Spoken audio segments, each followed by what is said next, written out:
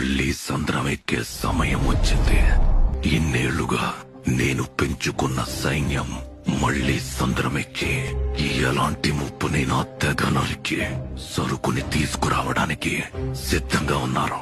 మరి దేవరా, నీ సరుకుతో పాటు ఆడి తల కూడా తీసుకొస్తాం.